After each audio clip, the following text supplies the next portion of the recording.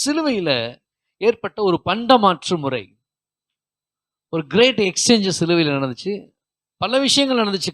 உங்களுக்கு தெரியுமா தெரியாதுன்னு தெரியல. முதலாவதாக நம்முடைய பாவத்தை அவர் சுமந்தார் என்று நமக்கு எல்லோருக்கும் தெரியும். பாவத்தை அவர் எடுத்துக்கொண்டார் என்று சொன்னால் அவருக்குள்ள இருந்த நீதி நமக்குள்ள டிரான்ஸ்ஃபர் ஆயிருக்கு. சொல்லுங்க, ஃபர்ஸ்ட் பாயிண்ட் என்னது? பாவம் அவர் மேலே போனது. அவருடைய சாயல், சொன்ன மாதிரி அவருடைய சாயலாக மாற்றும்படியாகத்தான் என்ன பண்ணியிருக்கார்? இயேசு மனிதனாக பிறந்தார் என்று பார்த்தோம் இல்லையா? இந்த ஃபர்ஸ்ட் பாயிண்ட், பாவத்தை அவர் சுமந்து கொண்டார். இப்பொழுது நமக்குள்ளே அவருடைய நீதியை சுமந்து திரிகிறோம். ஆமென் சொல்லுங்க. எப்படி நீதியை சுமந்து திரிகிறோம்? விசுவாசத்தினால் உண்டாகும் நீதி. அல்லேலூயா. நோவாவுக்கு கர்த்தருடைய கண்களில் கிருபை கிடைத்தது. அவன் எப்படிப்பட்டான்? அந்த பேழையை உண்டு பண்ணி காணப்படாத நம்பினாலும் அவன் நீதிமான் எனப்பட்டான். ரைட்டா? அவனை நீதிமான் சொல்றோம். ஆபிரகாம் தான் போகும் தேசம் என்னதுன்னு தெரியாமல் புறப்பட்டு போனான். அவன் விசுவாசத்தினாலே நீதிமான். அதே போல கிருபையானதான் தெரிந்து கொண்டார். இப்போ நாமளும் அதே விசுவாச அடிச்சுவடுகளை பின்பற்றுவர்களாகி இயேசு கிறிஸ்துவை காணாத, நான் சிலுவையாண்ட இல்லை, அவர் மரிச்சதை பார்க்கல, அவர் ரத்தம் சிந்ததை பார்க்கல, அவர் உயிரோடு இருந்த 3 நாள் கூட நான் பார்க்கல, காணாத ஒன்றை நான் விசுவாசிக்கிறபடியால் நானும் நீதிமானே. கையை தட்டுங்க. அல்லேலூயா. விசுவாசமே அதுதாங்க. காணாத ஒன்றை விசுவாசிக்கிறது தான். ஆபிரகாம் எங்க போறேன்னு தெரியல, போயிட்டு இருக்கான். அவனை நீதிமான் சொல்லிட்டார் ஆண்டவர். ஆமென் சொல்லுங்க. நோவாக்கு கப்பல் செய்யறான், என்ன வரப்போ அதுவரை மழையை பார்த்ததில்ல, அவனை நீதிமான் தான் சொல்லிட்டு அவன் நினைச்சது நடந்தது. நான் சொல்றேன், இவங்கெல்லாம் எதிர்காலத்தை குறித்து காத்திருந்தாங்க. நான் சொல்றேன், எதிர்காலத்தை குறித்து விசுவாசிக்கிறது ஒரு விசுவாசம். ஆனா நடந்து முடிஞ்சிடுச்சு, அதை கண்ணில் பார்க்காம விசுவாசிக்கணும் பாருங்க. நம்மளும் பெரிய விசுவாசிங்க. நான் கையை தட்டுங்க. அல்லேலூயா. இயேசு வந்துட்டாரு, வந்தாரு, முடிச்சாரு, போனாருன்னு இப்ப எத்தனை பேர் விசுவாசிங்க? எல்லாம் விசுவாசிக்கிறீங்களா? அந்த கூட்டம் தான் இங்க உட்காந்துட்டு இருக்கோம். அது பெரிய விசுவாசம். சொல்லுங்க. இப்போ இந்த விசுவாசத்தினால நீங்கள் நீதிமானாக்கப்பட்டிருக்கிறபடினால் உங்கள் பாவங்கள் இயேசு கிறிஸ்து சுமந்து விட்டார். இனி நீங்கள் பாவிகள் அல்ல, நீதிமான்கள் என்று வேதம் சொல்லுகிறது. கையை தட்டுங்க. First point. ரெண்டாவது பாயிண்ட், இது ஒவ்வொன்றுக்கும் வசனம் இருக்கு. வசனம் வேணா எழுதிக்கிறீங்களா? இல்லை, டைம் இல்லை, அதனால போறேன். ரெண்டாவது, சாபங்களே அவர் சுமந்து விட்டார். அல்லேலூயா. இன்னும் என்ன சாபம் பின்தொடர்கிறது? பாரம்பரிய சாபங்கள், என் முந்தாதைய சாபங்கள், நான் விக்கிரகத்தில் இருந்தபோது வந்த சாபங்கள், நாங்கள் அந்த கோயிலில் அந்த சாபங்கள். இந்த சாபங்கள் சில கலாத்தியர் 3ஆம் அதிகாரத்தில் எழுதப்பட்டிருக்கிறது. சிலுவையில் தூக்கப்பட்டவன் எவனும் சபிக்கப்பட்டவன் எழுதியிருக்கிறபடி நியாயப்பிரமாணத்தின் சாபங்களுக்கெல்லாம் நம்மளை நீங்களாக்கி ரட்சித்த தேவன் இருக்கிறார். ஆமென் சொல்லுங்க. சாபங்கள் அவர் மேல் விழுந்தது. சிலுவையை சிலுவை என்பதே சாபத்தினுடைய ஒரு ஒரு சின்னமாக இருந்தது. இயேசு கிறிஸ்து சிலுவையை சுமந்த பிறகுதான் இயேசு அந்த சிலுவையை புனிதமான சின்னமாய் மாறிவிட்டது. சொல்லுங்க. ஏசு சிலுவை தூக்கின பிறகுதான் சிலுவை அவன் கழுத்துல தொங்க விட்டு டாலராக போட்டுன்னு வரான். இப்போ அப்புறம் இந்த மாதிரி நாம கூட சர்ச்சில் வச்சுட்டு இருக்கோம். உங்களுக்கு தெரியுமா, ஏசு கிறிஸ்துவ தொங்க விடுறதுக்கு முன்னாடி அந்த சிலுவையை குறித்து போனா அது இருக்கிறதுல மோசமான சின்னம். சிலுவை என்றது அவமானமான ஒரு காரியம். பாவிகளிலே பிரதான பாவிகளே அதில் தொங்க விடுவார்கள். ஆனா அதை புனிதமாக்கி விட்டார். ஆமென் சொல்லுங்க. அப்போ உங்க மேல எந்த சாபமும் பின்தொடருது, என் தாய் தகப்பன் செய்த பாவம், அந்த சாபங்கள் என்னை பின்தொடர்கிறது என்று நீங்கள் முட்டாள்தனமா யோசிக்க கூடாது. என் சாபங்களை அவர் சுமந்து விட்டார். ஆமென் சொல்லுங்க. ஹல்லேலூயா. நான் சாபத்தோடு வாழ மாட்டேன், ஆசீர்வதிக்க. சொல்லுங்க, ஆசீர்வாதத்தோடு வாழ அழைக்கப்பட்டிருக்கிறேன். அந்த இடத்துல கலாத்தியர் 3ஆம் அதிகாரம் சொல்லுகிறது, ஆபிரகாமுடைய அனைத்து ஆசீர்வாதங்களும் கிறிஸ்துவின் வழியாக என் மேல் வந்து அமருகிறது. அல்லேலூயா. யூதனானாலும் கிரேக்கனாலும் ஆண் என்றும் பெண் என்றும் இல்லை, விசுவாசிக்கிற யாவருக்குள்ளும் அந்த வார்த்தை பலிக்கிறதுன்னு சொல்லப்படுகிறது. இயேசு கிறிஸ்துவை ஏற்றுக்கொள்கிற ஒவ்வொருக்கும் சாபம் இல்லை, ஆசீர்வாதம் தான். அப்ப சிலுவையில் என்ன நடந்திருக்கு சொல்லுங்க? சாபத்தை அவர் எடுத்துக்கொண்டார், ஆசீர்வாதங்களை கிறிஸ்துவின் வழியா என்ன கொடுத்திருக்கிறார்? Second exchange. தேர்டு, தரித்திரத்தை அவர் எடுத்துக்கொண்டார். ஆமென். என்ன எடுத்துக்கொண்டாரு? ஒவ்வொன்றுக்கும் வாட்சிங்கன்னா டைம் இல்லை, அதனால சுருக்கமாக முடிக்கிறேன் உங்களுக்கு. சரிங்களா? நாம் ஐஸ்வர்யலாகும்படிக்கு அவர் நம் நிமித்தம் தரித்திரரானார் என்று வேதம் எழுதியிருக்கிறது. அல்லேலூயா. அவர் சொன்னார் ஒரு இடத்துல, குழிகளுக்கு இது உண்டு, நரிகளுக்கு கூடுகள் உண்டு, ஆனால் மனுஷகுமாரனுக்கும் தலை சாய்க்க இடமில்லை. இப்படி வாழ்ந்தான்னு போட்டுருக்குது. ஆனால் அந்த அளவுக்கு அப்படி வாழ்ந்தார்ல. அவர் நிச்சயமா நல்லதான் வாழ்ந்தார் பூமியில. ஏன்னா அக்கௌண்டன்ட் வச்சுக்கிற அளவுக்கு வாழ்ந்திருக்கிறார் பூமியில. இருந்தாலும் அந்த சிலுவையில பாருங்க, அவர் நிர்வாணமாய் தொங்கி இருக்கிறார். சொல்லுங்க. வஸ்திரத்தை பங்கிட்டு கொண்டார்கள். தங்களுக்குள்ள வஸ்திரத்தை பங்கிட்டு. இந்த வசனம் வாசிக்கும் போதெல்லாம் எனக்கு அடிக்கடி யோசிப்பேன், ட்ரெஸ்ஸுக்கு அவ்வளோ என்ன சொல்றது, என்ன சொல்லுவாங்க அது பேரு, முக்கியத்துவம் இல்லை பிரதர், காம்படிஷன். ட்ரெஸ் வந்து அவ்வளோ சீக்கிரம் கிடைக்காது. இப்போ பழைய ட்ரெஸ்ல நம்ம என்ன பண்றோம், பழைய கடைக்கு போறோம், எங்கேயும் தூக்கி போடுறோம். அப்படி கிடையாது. அப்பெல்லாம் ட்ரெஸ் ரொம்ப, அதுவும் இயேசுடைய ட்ரெஸ் வந்து ஃபுல்லா நெய்து இருக்கு. அது வந்து தனித்தனியா பிரிக்க முடியாது. ஒருத்தர் தான் எடுக்கணும்னு சொல்லிட்டு சீட்டு போட்டாங்க. என்ன கவனிங்க, சிலுவையில் நடந்த விஷயத்தை நல்லா கவனிக்கணும். அவர் அவ்விதமாக ஒன்றுமே இல்லாமல் சிலுவையில நிர்வாணமாக்கப்பட்டபடியால் நாம் சகல பரிபூர்ணத்தினாலும் நிறையப்பட்டு ஆக வேண்டும். கையை தட்டுங்க. இதை நீங்க பெற்று இருக்கணும். பெற்றுதான், வேற வழியே கிடையாது. உங்க மேல விழுந்த தலையெழுத்த இதுதான். சொல்லுங்க, என் மேல விழுந்த தலையெழுத்து இதுதான். இது அறியாமையினால ஒருவேளை நீங்க பெற்றுக்கொள்ளாம இருக்கலாம். ஆனா இன்னைக்கு அறிஞ்சு கொண்டு பெற்றுக்கொள்ளாம போகக்கூடாது. யாருன்னா வந்து உங்க வீட்டுல சாம்பார் இருக்கு சிஸ்டர், நீங்க செஞ்ச பாவத்தினால தான் இது வந்துச்சு, கர்த்தர் உங்களை தண்டிக்கிறாரு, கர்த்தர் உங்களை பயங்கரமா இப்படிலாம் சொன்னேன், நம்பக்கூடாது. ஏன்னா சிலுவையில் அவர் முடித்தார், எல்லாம் முடிந்தது என்று சொன்னால் எல்லாம் முடிந்தது தான். ஆமென் சொல்லுங்க. அவர் முடிக்கலன்னு சொன்னா முடிக்கல, அவர் முடிஞ்சது சொன்னா முடிஞ்சிச்சு. முடிஞ்ச பிறகு நீங்க முடிக்கலன்னு சொல்லக்கூடாது. அப்போ உங்களுடைய குறைவுகளை நிறைவாக்கும்படி, ஐஸ்வர்யங்களாக்கும்படிக்கு, உங்களை உண்மையா சொல்றேன், அவருடைய தரித்திரத்தினாலே நீங்கள் ஐஸ்வர்யங்களாய் மாறிவிட்டீர்கள். அல்லேலூயா. இஸ்ரவேலை ஆசீர்வதிப்பதே அவருக்கு பிரியம். ஆமென் சொல்லுங்க. இப்ப நான் பழைய ஏற்பாடுல இருந்து புது ஒரு டாபிக் எடுத்துட்டு இருக்கேன். ஐஸ்வர்யத்தை பத்தி எடுத்துட்டு இருக்கேன். நீ வருகிற நாட்கள் ஐஸ்வர்யத்தை பத்தி தான் பேச போறேன் கொஞ்ச நாள். ஐஸ்வர்யம் தேவனுடைய சித்தமா? ஐஸ்வர்யத்துக்கு சொந்தக்காரர் யார்? பெரிய லேண்ட் ஓனர் யாரு? பழைய ஏற்பாட்டில் வாழ்ந்த நம்முடைய ஆதாம் முதல்ல வந்த எல்லாரும் கோடீஸ்வரங்களா இல்லை பிச்சைக்காரங்களா? அதே தேவன் தான் இன்னைக்கு புதிய ஏற்பாட்டு தேவன். நாம இயேசு கிறிஸ்துவ மட்டும் வச்சு, அவர் பாடுகளை மட்டும் வச்சு நீ நோக்கமா பார்த்துருக்க கூடாது. பழைய ஏற்பாட்டில் கோடி கணக்கில் நம்முடைய தாத்தா பாட்டிங்களாம் கோடி கணக்கில் கோடீஸ்வரனா வாழ்ந்துருக்காங்க. நம்ம ஆளுங்க வேற மாதிரி கற்றுக் கொடுத்ததுனால நாம இப்படி வாழ்ந்துட்டு இருக்கோம். புரியுதுங்களா? சொத்து தப்பு, பணம் வச்சுக்கூடாது, அதை வச்சுக்கூடாது, இது வச்சுக்கூடாது சொல்லிட்டு நம்மளை வந்து வேற மாதிரி பண்ணிட்டாங்க. நான் இப்போ எடுத்துட்டு இருக்கேன், ஒரு மெசேஜ் எடுத்துட்டு இருக்கேன் பாருங்க. 1ஆம் அதிகாரம் எடுத்த உடனே அந்த 1ஆம் அதிகாரத்திலே நான் பார்த்துட்டேன், நம்முடைய தேவன் எவ்வளோ ஐஸ்வர்யமானு பார்த்துட்டேன். அதுலயே ஒரே ஒரு மனுஷனுக்காக ஏதென்ற தோட்டத்தை உருவாக்கி, அத்தனை ஏக்கர் கணக்கான நிலத்தை உருவாக்கி ஒரே மனுஷனுக்கு அவர் கொடுக்குறாருன்னா என்னங்க? ஆதாமுக்கு மட்டுமே அத்தனை கணக்கான ஏக்கர் கிழக்குல ஏதேனுங்கிற தேசத்தை உண்டாக்கி, அத்தனை பரப்பளவு உண்டு அந்த தேசத்தை அவர் ஒரே மனுஷனுக்கு கொடுத்து அவன் பொண்டாட்டிக்கு அவனு கொடுக்குறாரு. அவர் வந்து ஒரு கஞ்சத்தனமா இருந்தா அவர் என்ன பண்ணிக்கலாம், இவ்வளவு பெரிய தேசம் எங்கனாலும் போய் நீங்க ஆடுங்க போங்க அப்படின்லாம். உலகத்தை முழுசும் உண்டாக்கிட்டு அதுக்குள்ள ஒரு ஸ்பெசிபிக்கா ஒரு வீட்டை உண்டாக்கி அதுக்குள்ள அவர் கொடுக்குறாரு பாருங்க. இவ்வளவு ஸ்பெஷலான தேவன் பாருங்க. அப்போ நீங்கள் தரித்திரரா இருக்கிறது தேவனுடைய சித்தம் அல்ல. எக்ஸ்சேஞ்ச் என்ன நடந்துச்சுன்னா, சிலுவையில உங்கள் தரித்திரங்களை அவர் சுமந்து விட்டார். சொல்லுங்க. ஆமா, இன்னமும் கடனோட பிரச்சனையோட போராட்டத்தோட பண பிரச்சனை நெருக்கம் இப்படிலாம் நீங்க வாழக்கூடிய திட்டமே தேவனத்துல கிடையவே கிடையாது. லோன் வாங்குறது, கடன் வாங்குறது, வட்டி வாங்குறது, தண்டல் வாங்குறது, இந்த மாதிரி விஷயங்கள்லாம் ஒண்ணு கூட போகக்கூடாது. நான் சொல்றேன், விசுவாசமா நம்பி நில்லுங்க. எல்லா தேவைகளையும் பரலோகத்திலிருந்து சந்திப்பாருங்க. ஆமென். நான் சொன்னேன் இல்லையா உங்களுக்கு ஒரு வாட்டி, விசுவாசத்தின் நிச்சயம் ஃபர்ஸ்ட் பாயிண்ட். நிச்சயம் வந்துச்சுன்னா அற்புதம் செகண்ட் நடந்துடும். எனக்கு நிச்சயம் வந்துச்சு, நான் சொன்னேன் அற்புதம். நேற்று ஒரு அற்புதம் நடந்துச்சு. திடீர்னு ஒரு சகோதரர் 10,000 ரூபாய் போட்டு இதை வச்சுங்க சாப்பாட்டுக்கு அப்படின்னு சொல்லிட்டு டக்குன்னு கொடுத்தாரு. விசுவாசத்துல காத்து இருந்துங்க, நடக்குங்க வழி டக்குட்டு. நீங்க நான் தான் சொல்லிக்கலாம், விசுவாசம் என்பது நாளைக்கு 10 மணிக்கு நடக்கணும்னா நாளைக்கு 9:59 வரலும் நீ காத்து இருக்கணும். அந்த விசுவாசத்துல நீ உறுதியா இருக்கணும். அது பேர் தான் விசுவாசம். இன்னைக்கே நாளைக்கு நடக்குமா, நாளைக்கு நடக்குமா, 5 வருஷம் கழிச்சு நடக்க போறோம் பொண்ணு கல்யாணத்தை பத்தி இன்னைக்கே நீ கவலைப்பட்ட அவிசுவாசமா இருக்கிற. 10 வருஷம் கழிச்சு நடக்கக்கூடிய ஒரு விஷயத்த இன்னைக்கு பயந்துகிட்டு இருக்க. அப்புறம் எங்க உங்க விசுவாசம் போயிடுச்சு சொல்லுங்க. சொல்லுது புரியுதா இல்லையா? சோ தரித்திரத்தை சிலுவையில் அவர் எடுத்துக்கொண்டார், ஐஸ்வர்யத்தை அவருடைய ஐஸ்வர்யம். சொல்லுங்க, தம்முடைய தேவன் அவருடைய ஐஸ்வர்யத்தின்படி நமக்கு தருவார், குறைவுகள் எல்லாம் நிறைவாய் மாற்றுவார். நான் சொல்றேன், கிறிஸ்தவ பிள்ளைகள் தவிர வேற யாருங்க இந்த பூமியில ஐஸ்வர்யமா இருக்கணும்? யாருக்கு தகுதி இருக்கு? யாருக்கிட்ட பணம் இருக்கணும்? உங்ககிட்ட என்கிட்ட தாங்க பணம் இருக்கணும். ஆமென் சொல்லுங்க. அல்லேலூயா. ஏன்னா வசனம் போடுறது, நீயோ கடன் வாங்காது இருப்பாய், நீ அநேக ஜாதிகளுக்கு கடன் கொடுப்பாய். அநேக ஜாதிகளுக்கு கடன் கொடுக்கணும்னா உன் கையில பணம் இருக்கணும்ல.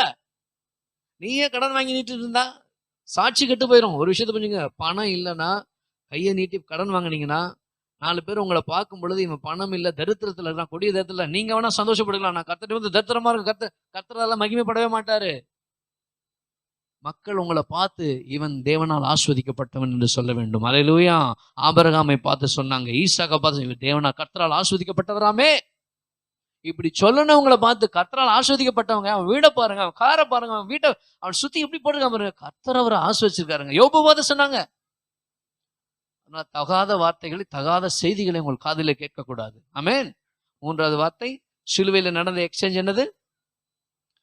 தரித்திரத்தை அவர் சுமந்து விட்டார், ஐஸ்வர்யம், ஆசீர்வாதம், எல்லா ஆசீர்வாதமோடு இருப்பதை நம்ம கிட்ட கொடுத்திருக்கிறார். ஆமென். 4வது, வியாதிகளை சுமந்தார். ஆமென் சொல்லுங்க. ஹல்லேலூயா. வியாதிகள், நோய்கள் எல்லாமே சிலுவையிலே அவர் சுமந்து விட்டார். அவர் தழும்புகளாலே நாம் சுகமானோம் என்று எழுதப்பட்டிருக்கிறது. அப்படின்னா அவருடைய சரீரம் எப்பொழுது கிழிக்கப்பட்டதோ, அவருடைய சரீரத்தில் எப்பொழுது அடிபட்டதோ, எப்பொழுது உளப்பட்டதோ, அப்பொழுதே என் சரீரம் சுகமாக்கப்பட்டது. சிலுவையில் நடந்த பெரிய ஒரு எக்ஸ்சேஞ்சு. அவர் அடி வாங்கிட்டு அவருடைய சரீரத்துல பலவீனப்பட்டார், பலவீனங்களை ஏற்றுக்கொண்டார். அப்படின்னா நான் பலவீனமா இருக்க முடியாது, நான் சுகமாகித்தான் ஆக வேண்டும். ஆமென் சொல்லுங்க. ஹல்லேலூயா. 4வது பாயிண்ட் சொல்லிட்டு இருக்கேன். ஐயா இதெல்லாம் நான் ஜெபிக்கிறேன், ஒன்றும் நடக்கலையே. விசுவாசி நடக்கும். ஆமென் சொல்லுங்க. இதெல்லாம் கிடையாது. இந்த வார்த்தை அப்படியே உள்ள வாங்கணும். சொல்லுங்க. ஜெபிச்சு உட்காந்துல, இந்த வார்த்தை எனக்கு உண்மை, இதுதான் தேவனுடைய வசனம். வசனம் இருக்கு, வேணா வசனம் முடிச்ச போது தரேன் வாங்க. ஏன்னா டைம் இல்லை, டைம் 1 ஆயிடுச்சு. நான் கொஞ்சம் ஒரு 1/2 hour பேசணும்னு நினைச்சேன், டைம் இல்லை, டக்குன்னு முடிஞ்சு போச்சு. அப்போ முதல்ல புரிஞ்சுங்க. 4வது பாருங்க, உங்களுடைய வியாதிகளையும் நோய்களையும் சிலுவையிலே அவர் சுமந்து விட்டார், அவர் தழும்புகளால் குணமானீர்கள். அவரே உன்னை சுகமாக்கும் பரிகாரியான கர்த்தர் என்று வேதம் சொல்லியிருக்கிறது. ஹல்லேலூயா. அப்ப இயேசு கிறிஸ்து சிலுவையில் சுமக்கும் வெறும் பாவத்தை மட்டும் சுமந்துட்டாரு, வெறும் சாபத்தை மட்டும் சுமந்துட்டாரு அப்படின்னு நினைக்காதீங்க. தரித்திரத்தையும் சுமந்துட்டார் சொல்லுங்க, உங்கள் நோய்களையும் வியாதிகளையும் அவர் சுமந்து விட்டார்னு சொல்லுங்க. என்ன கேட்டா, நீடித்த நாட்களாய் திருப்தியாக்குறது அவருடைய சித்தம். சொல்லுங்க. தீர்க்க ஆயுசாய் வாழ வேண்டும். நீங்க பக்கத்துல சொல்லுங்க, நீங்க தீர்க்க ஆயுசா வாழணும். நேற்று ஒரு அம்மாட்ட போய் பேசிட்டு இருக்கேன், நீ உங்க பிள்ளைங்களை அவங்க மரிக்கும் தருவாயில் இருக்கிற மாதிரி அவங்க பலவீனமா இருக்கிறாங்க. அவங்ககிட்ட போய் சொல்றேன், மா மறிக்க மாட்டேங்க, உங்க பிள்ளைங்களோட கல்யாணம் நடக்கும், அந்த பிள்ளையுடைய கல்யாணத்தை நீ பார்ப்பீங்க அப்படின்னு ஊழியக்காரனா அந்த வார்த்தையை பேசுறேன். பாஸ்டர் எனக்கு 50 வயசு போதும் பாஸ்டர் அப்படின்ட்டாங்க. எப்படி சொன்னாங்க? இப்படியா இருக்கிறது? என்ன ஏன் பிரச்சனை? எதனால அப்படி 50 வயசு போதும்னாங்க? குடும்பத்துல கணவன் மனைவிக்குள்ள ஏதோ பிரச்சனை, பிள்ளைங்களுக்குள்ள ஏதோ பிரச்சனை, பணக்குறைவு, மனக்குறைவு, சரீரத்துல பலவீனம். இதோட நான் 120 வயசு 100 வயசு வாழ்றதுக்கு எனக்கு 50 வயசு போதும் டக்குன்னு சொல்லிட்டாங்க. நானா சொல்றேன், 100 வயசு வேலை வாழ்றேன்னா எல்லாம் கொடுத்தாதான் நீ 100 வயசு வாழ ஆசைப்படுவேன். ஆமென்னு சொல்லுங்க. வியாதியோட வாழ மாட்டீங்க. தேவன் கூட பாருங்க, அந்த தோட்டத்துல இருந்து ஏன் வெளியே அமிச்சாரு? நன்மை தீமை அறியத்தக்க கனியை புடிச்சவொடனே ஏன் வெளியே அமிச்சாரு? அதோட போயிட்டு அவங்க என்ன பண்ணிருப்பாங்க? ஜீவ விருட்ச கனியை புடிச்சிட்டா இதே சூழ்நிலையில, இதே பாவ சரீரத்துல சாகாமையும் பெற்றுக்கொள்ளுவாங்க. அதனால இவங்களை தோட்டத்தை விட்டு வெளியே அமுச்சு விட்டுறணும். அப்பதான் என்ன பண்ணுவான்? இவன் வெளியில போயிட்டு அதுக்கப்புறம் ரட்சகர் இயேசு, அவருடைய பிளான் வேற. அதுக்கப்புறம் ரட்சகர் அனுப்பி திரும்ப தோட்டத்துக்குள்ளே கொண்டு வந்தெல்லாம் அவருடைய பிளான். அதனால தான் அவங்களை வெளியே அமிச்சாரு. நம்ம ஆளுங்க வேற மாதிரி யோசிக்கிறாங்க. பாரு எப்படி தண்டனை கொடுத்துட்டா பாரு, எப்படி அவரை வெளியே அமிச்சிட்டாங்க பாரு தோட்டத்தை விட்டு. இல்ல அவர் அன்பா தான் இருந்தார். ஆமென் சொல்லுங்க. அன்பா தான் இருந்தார். அடுத்து, நம்முடைய வெட்கங்களையும் அவமானங்களையும் சிலுவையிலே அவர் எடுத்துக்கொண்டு நமக்கு தம் தலையை உயர செய்தார், நம்முடைய வாழ்க்கையை வெற்றி சிறக்க செய்தார். ஆமென் சொல்லுங்க. ஹல்லேலூயா. ஆமாங்க, அவர் எவ்வளவு அவமானப்பட்டார்னு பார்க்கணும் வேதத்துல. நீங்க அவமானப்படுறதுக்காக இல்ல, நீங்க தலை நிமிர்ந்து வாழ்ந்தே ஆக வேண்டும். ஆமென் சொல்லுங்க. இந்த பூமிக்கு நீங்கள் சாட்சியாக, உப்பாக, ஒளியாக, வெளிச்சமாக நீங்கள் இருக்க வேண்டும். அவர் எப்படி கடைசி அவமானப்பட்ட பாருங்க, எல்லாத்தையும் பொறுத்துக்கிட்டு சகித்துக்கிட்டு இருந்தார். அன்பு சகலத்தையும், அந்த அன்பு 13ஆம் அதிகாரம் 1 கொரிந்தியர் பாருங்க, அது மொத்தமும் அவர்கிட்ட இருந்துச்சுங்க. எதுக்காக? அந்த எல்லாத்தையும் பொறுமையா சகிச்சதுனால இன்னைக்கு நீங்களும் நானும் என் தலை உயர்த்தப்பட்டு எல்லா இடங்களிலும் வெற்றி சிறக்க பண்ணுகிற தேவன் இருக்கிறார். அல்லேலூயா. சிலுவை தோல்வி அல்ல, வெற்றி. ஆமென் சொல்லுங்க. சிலுவை தோல்வி அல்ல, வெற்றி. நமக்கு வெற்றியை கொடுத்திருக்கிறார் தேவன். நீங்கள் அவமானத்தோடு, வெட்கத்தோடு உங்கள் சொந்த பந்தங்கள் மத்தியில வேலை செய்கிற இடத்துல நிற்பது தேவனுடைய சித்தம் அல்ல. ஏனென்றால் ஏற்கனவே என்னுடைய வெட்கத்தையும் என் அவமானத்தையும் சிலுவையில் அவர் சுமந்து கொண்டபடியால் என் தலை உயர்த்தப்பட்டு எல்லோருக்கும் முன்பாக நான் உயர்த்தப்பட்டிருக்க வேண்டும் என்பதுதான் தேவனுடைய சித்தமா இருக்கிறது. ஆமென். கடைசியாக ஒரு வார்த்தை சொல்லுகிறேன். அலங்கோலமாக இருப்பது தேவனுடைய சித்தம் அல்ல.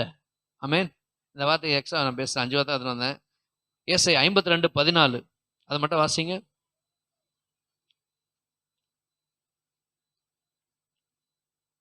அவருடைய முகம் அந்த கேடு அடைந்ததுன்னு போட்டிருக்கும். போட்டிருக்கு. மனுஷனை பார்க்கலாம் அவருடைய முக பார்வையும்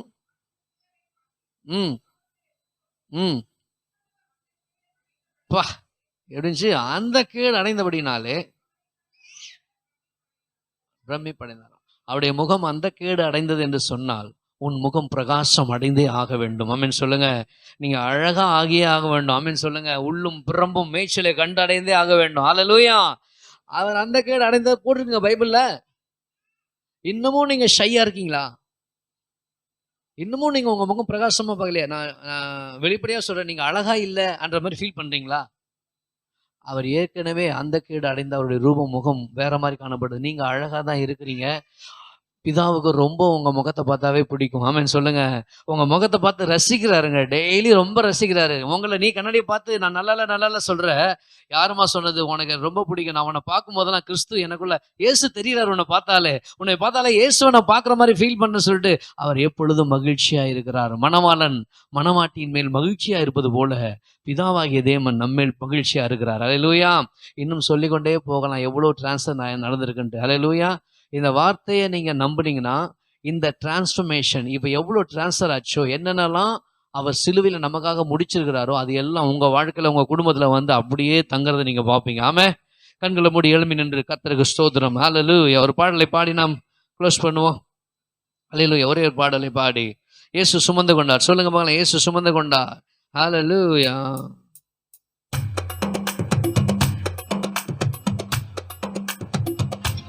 கமான் கைதடி. எல்லாமே சுமந்து கொண்டார். இப்ப சொன்னல அது எல்லாமே சுமந்து கொண்டார். இயேசு சுமந்து கொண்டாரே, நான் சுமக்க தேவையில்லை. கமான். இயேசு சுமந்து கொண்டாரே, கைதடி. நான் சுமக்க தேவையில்லை. இயேசுவின் காயங்களா சுகமானே சுகமானே. இயேசுவின் காயங்களா பாவம் எல்லாம் மறைந்ததே. என் பாவம் சுமந்து கொண்டார், என் சாபம் ஏற்று கொண்டார். சொல்லுங்க. என் சாபம் சுமந்து கொண்டார், என் பாவம் சுமந்து கொண்டார். இயேசுவின் காயங்களா சுகமானே சுகமானே. இயேசுவின் காயங்களா சுகமானே சுகமானே.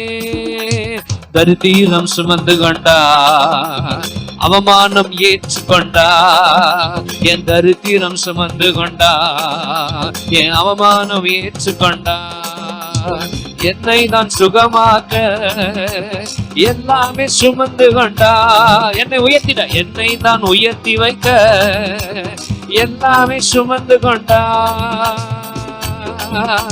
வியாதிகள் சுமந்து கொண்டார், முகத்தை மாற்றி விட்டார். சொல்லுங்க.